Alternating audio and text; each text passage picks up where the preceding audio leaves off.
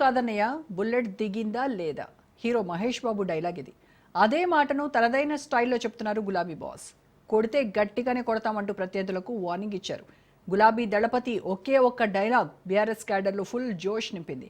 దాన్ని కంటిన్యూ చేసేందుకు ఆయన నయా స్కెచ్ గీస్తున్నారు. పార్టీ బలోపేతం, నూతన కమిటీలపై ఫోకస్ చేస్తున్నారు కేసీఆర్. ఇకపై క్యాడర్కు అందుబాటులో ఉండేందుకు ప్రణాళికలు రచిస్తున్నారు. తెలంగాణ భవన్ వేదికగా ప్రజలతో మమేకమయ్యేందుకు సన్నాహాలు చేస్తున్నారు కేసీఆర్. ప్రతిపక్ష నేత ఫామ్ హౌస్కే పరిమితమయ్యారని సీఎం రేవంత్ పదే పదే విమర్శిస్తున్నారు. విమర్శలకు చెక్ పెట్టేలా, గులాబీ క్యాడర్కు దిశానిర్దేశం చేసేలా ఆయన అడుగులు పడుతున్నాయి. తెలంగాణ భవన్కు వచ్చే ప్రతి బీఆర్ఎస్ కార్యకర్తను కలవనున్నారు కేసీఆర్. మరింత సమాచారం మా ప్రతినిధి సైదులు లైవ్లో అందిస్తారు. సైదులు, మొత్తానికి కేసీఆర్ రంగంలోకి దిగారు. ఇప్పటి వరకు ఒక లెక్క, కేసీఆర్ రంగంలోకి దిగిన తర్వాత మరొక లెక్క అని బీఆర్ఎస్ నేతలంతా చెప్తున్నటువంటి రోజు రానే వస్తున్నట్టుగా ఉంది. అంటే కేసీఆర్ ఫామ్ హౌస్కే పరిమితం అయ్యారు. అధికారంలో ఉన్నప్పుడు ఫామ్ హౌస్ నుంచే పాలన, ఆ తర్వాత ప్రతిపక్షంలో ఉన్నప్పుడు కూడా కనీసం అసెంబ్లీకి రాకుండా ఫామ్ హౌస్లోనే ఉన్నటువంటి ప్రతిపక్ష నేతను ఎప్పుడైనా చూసారా అని కాంగ్రెస్ నేతలు ఎద్దేవా చేస్తున్నటువంటి పరిస్థితికి చెక్ పెట్టేలా కేసీఆర్ ఏ రకమైనటువంటి అడుగులు వేయనున్నారు?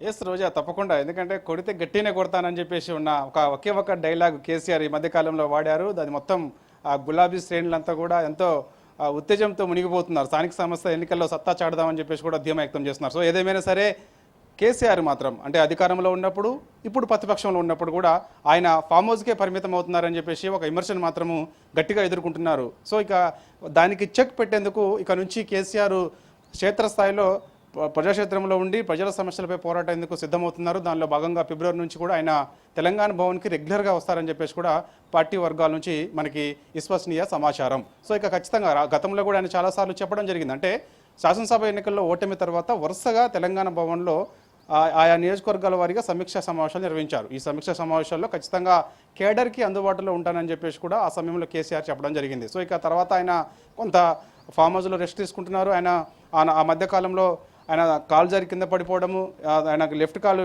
తుంటి ఎముక శస్త్రచికిత్సకి గాయం కావడము, తర్వాత పూర్తి రెస్ట్లో ఉండడం, తర్వాత కోలుకోవడం ఈ మధ్యకాలంలో చూస్తున్నాం. ఫామ్ హౌస్లో ఆయన స్వయంగా తానే బెంచ్ కారు కూడా డ్రైవింగ్ చేస్తున్న దృశ్యాలు ఒక్కొక్కటిగా బయటకు వస్తున్నాయి. సో ఇక నుంచి ఖచ్చితంగా ఆయన రెగ్యులర్గా పార్టీ శ్రేణులకు అందుబాటులో ఉండేందుకు కూడా సిద్ధమవుతున్నట్టుగా కూడా మనకైతే సమాచారం. దానిలో భాగంగా ఫిబ్రవరి నెల నుంచి కూడా ఆయన మనకంటే వారానికి ఒకసారి వస్తారా లేకపోతే నెలకు ఒకసారి వస్తారో తెలియదు కానీ సో ఖచ్చితంగా అంటే పార్టీ శ్రేణులకు ఖచ్చితంగా తెలంగాణ భవన్లో దాదాపుగా గంట నుంచి 2 గంటల పాటు ఖచ్చితంగా సమయం కేటాయిస్తారన్నట్టుగా మనకైతే తెలుస్తుంది. సో ఖచ్చితంగా అంటే ఎందుకంటే ఒకవైపు ఇటు పార్టీకి సంబంధించి శ్రేణులు ఏదైనా సమస్య చెప్పుకుందామంటే తెలంగాణ భవన్కి వస్తామంటే అక్కడ అందుబాటులో కొందరు ఉండట్లేదని చెప్పేసి ఒక విమర్శ. దాంతో పాటుగా ఇక అధికార పార్టీ అయితే మాత్రం రెగ్యులర్గా అసలు ఆయన అసెంబ్లీకే రాడు, రెగ్యులర్గా అంటే అధికారంలో ఉన్నప్పుడు ఫామ్ హౌస్కే పరిమితమయ్యారు, ఇప్పుడు ప్రతిపక్షంలో ఉన్నప్పుడు కూడా ఫామ్ హౌస్కే పరిమితం అవుతున్నారని చెప్పేసి కూడా సీఎం నుంచి మంత్రుల వరకు మొత్తం వరుసగా కేసీఆర్ పైన విమర్శలు చేస్తున్నారు. కాబట్టి సో ఇక ఖచ్చితంగా దాన్ని చెక్ పెట్టే విధంగా కేసీఆర్ ఒక వ్యూహం ప్రకారం ముందుకెళ్తున్నారు. స్థానిక సమస్యల ఎన్నికల్లో కూడా దగ్గర పడుతున్నాయి కాబట్టి సో ఇక ఆయన భవన్కి రెగ్యులర్గా రావడము, ఇటు నాయకులకు కార్యకర్తలకు అందుబాటులో ఉండడము, ఏంటి ప్రస్తుత పరిస్థితులు రాష్ట్రంలో ఉన్నటువంటి ప్రస్తుత పరిస్థితులు ఎలా ఉన్నాయి ఏంటి అని చెప్పేసి అంచనా వేయడము, దాని తగ్గట్టుగా ఎలా ముందుకెళ్ళాలి అనేది కూడా ఖచ్చితంగా రానున్న రోజుల్లో గులాబీ పార్టీ సత్తా చాటే విధంగా ముందుకెళ్ళాలని చెప్పేసి కూడా కేసీఆర్ భావిస్తున్నారు. కాబట్టి సో ఇక చూడాలి ఆయన ఫిబ్రవరి నుంచి ఆయన రెగ్యులర్గా అంటే వారానికి ఒకసారి వస్తారని చెప్పేసి కూడా మనకైతే సమాచారం. తర్వాత ఇక ఫిబ్రవరి ఎండింగ్లో అంటే ఫిబ్రవరి చివరి వారంలో ఒక భారీ బహిరంగ సభ ఉంటుంది. కాబట్టి ఇక ఆ భారీ బహిరంగ సభ అయిపోయిన తర్వాత ఇక కేసీఆర్ మార్చి నెల నుంచి ఇక కంటిన్యూగా ఇటు తెలంగాణ భవన్కి, ఇటు మాజీ మంత్రులకి, బీఆర్ఎస్ పార్టీకి ఉన్నటువంటి ఎమ్మెల్యేలకి, దానితో పాటుగా ఇక ఖచ్చితంగా ఇప్పటికే చూసాం మనము బీఆర్ఎస్ పార్టీ చెందినటువంటి 10 మంది ఎమ్మెల్యేలు అధికార కాంగ్రెస్ గుడికి వెళ్ళారు. కాబట్టి వారిపైన ఖచ్చితంగా అంటే సుప్రీంకోర్టులో కూడా ఈ మధ్య చూసాం ఈరోజు తీర్పు, అంటే అక్కడ సుప్రీంకోర్టులో కూడా విచారణ వచ్చింది. కాబట్టి సో వారిపైన ఖచ్చితంగా వాళ్ళపైన అంటే ఆ విధంగా వాళ్ళ పార్టీ మారిన ఎమ్మెల్యేలపైన అనర్హత వేటు ఖచ్చితంగా పడుతుందని చెప్పేసి కూడా భావిస్తుంది. కాబట్టి సో ఇక రానున్న ఉప ఎన్నికల్లో కూడా ఖచ్చితంగా బీఆర్ఎస్ పార్టీ గెలిచే విధంగా ఒక వ్యూహం ప్రకారం ముందుకెళ్ళాలి. స్థానిక సమస్యల ఎన్నికల్లో కూడా సత్తా చాటాలి. ఖచ్చితంగా రెగ్యులర్గా వాళ్ళందరికీ కూడా కార్యకర్తల నాయకులు కూడా అందుబాటులో ఉండే విధంగా కేసీఆర్ అయితే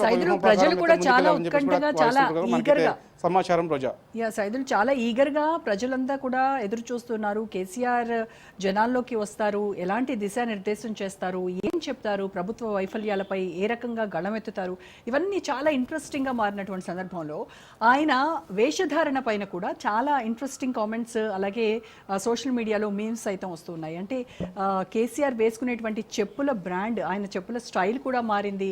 అలాగే ఆయన ఐఫోన్ వాడుతున్నారు, ఆ వాడకం ఎలా కూడా ఇప్పుడు తెలిసింది. తన మనవడి నుంచి నేర్చుకున్నారేమో అని ఇలా రకరకాలుగా సోషల్ మీడియాలో మనం చూస్తున్నాం. సో మొత్తానికి చూస్తూ ఉంటే నెక్స్ట్ కేసీఆర్ పూర్తిగా మారిన అప్డేటెడ్ వర్షన్ కేసీఆర్ని చూడబోతున్నాం అంటారా, సరికొత్త ఆలోచనలతో అండ్ సరికొత్త స్టైల్తో? ఎస్, ఖచ్చితంగా మారుతున్న కాలానికి అనుగుణంగా మార్పు జరగాలని చెప్పేసి కూడా గతంలో చాలా సందర్భంలో ఇటు ప్రజాక్షేత్రంలో చెప్పారు, శాసనసభ వేదిక కూడా కేసీఆర్ చెప్పేవారు. సో దానిలో భాగంగానే ఇప్పుడు ఆయన ఎన్నడూ కూడా ఆయన ముఖ్యమంత్రి హోదాలో ఎన్నడూ కూడా ఫోన్ కూడా వాడలేదు వాస్తవంగా. కానీ ఆయన గతంలో ఆయన చెప్పుడు కూడా రెగ్యులర్గా ఒకే జత చెప్పులు వాడేవారు. కానీ ఈ మధ్యకాలంలో చూసాం మనం ఆయన చెప్పులు కూడా స్టైల్ మార్చారు. దాంతో పాటుగా ఇక ఐఫోన్ కూడా వాడుతున్నారు. ఐఫోన్లో కూడా ఏ విధంగా వాడాలి ఏంటి అనేది మీద కూడా మనవడు ఇమాన్స్తో కూడా అడిగి తెలుసుకున్నారు. ముఖ్యంగా ఈ మధ్య చూసాం సోషల్ మీడియా కూడా విపరీతంగా ఎక్కువైంది కాబట్టి సోషల్ మీడియాలో ఎలాంటి ఈ విధంగా సోషల్ మీడియా ఏ విధంగా మనకి ఆ ఇన్ఫ్లుయెన్స్ అంటే ప్రజలకి సంబంధించి విస్తృతంగా వెళ్తుంది కాబట్టి ఏదైనా పోస్ట్ చేయడం వల్ల అది ఎంతమంది రీచ్ అవుతుంది ఏంటనే అంశాలపైన కూడా ఎప్పటికప్పుడు ఇమాన్స్ని అడిగి కూడా తెలుసుకున్నట్టు కూడా మనకి సమాచారం. దానిలో భాగంగా ఎవరైతే సోషల్ మీడియాలో యాక్టివ్గా ఉంటారో వాళ్ళని కూడా కేసీఆర్ సంపాదిస్తున్నట్టు కూడా మనకు తెలుస్తుంది. ఎందుకంటే చాలామంది చూసాం మనము కేసీఆర్ ఏదో ఫామ్ హౌస్కే పరిమితం అవుతున్నారని చెప్పేసి అనుకుంటున్నారు. కానీ ఆయన మాత్రం రెగ్యులర్గా కూడా సోషల్ మీడియా పైన కూడా దృష్టి సారిస్తున్నారు. సో ఎవరైతే యాక్టివ్గా ఉంటారో వారిని కూడా వెంటనే నేరుగా వాళ్ళకి కాల్ చేయడం, వారి నుంచి ఏంటి పరిస్థితులు, రాష్ట్రంలో రాజకీయ పరిస్థితులు ఎలా ఉన్నాయి ఏంటి అనే దానిపైన కూడా ఆయన అడిగి తెలుసుకున్నట్టు కూడా మనకు సమాచారం. ఇంకా అంతగా నచ్చితే మాత్రం డైరెక్ట్గా ఆయన నేరుగా ఎర్రవల్లి ఫామ్ హౌస్కి పిలిపించుకోవడం, వారితో కలిసి భోజనం చేయడం, రాష్ట్ర రాజకీయాల గురించి చర్చించడం జరుగుతున్నట్టుగా కూడా మనకైతే తెలుస్తుంది. సో ఏదేమైనా సరే మారుతున్న కాలం అనుగుణంగా కేసీఆర్ కూడా కొంత ఎలా ముందుకెళ్ళాలి ఏంటనేది కూడా దాన్ని బట్టి ఈ విధంగా రాజకీయాల్లో భాగంగా ఒకటి, అదేవిధంగా మొబైల్ వాడడం కానీ ఆయన స్టెప్పుల్ స్టైల్ కానీ ఇంకా మిగతా అన్నింటిలో కూడా ఆయన ఒక ప్లాన్ ప్రకారం అయితే ఈసారి ఖచ్చితంగా రాష్ట్ర రాజకీయాల్లో ఆయన ఒక గట్టి ఒక దృఢమైన సంకల్పంతో ముందుకెళ్లే విధంగా ఒక ప్లాన్ చేస్తున్నట్టు కూడా మనకైతే సమాచారం. Roja. Right, thank you Saidulu.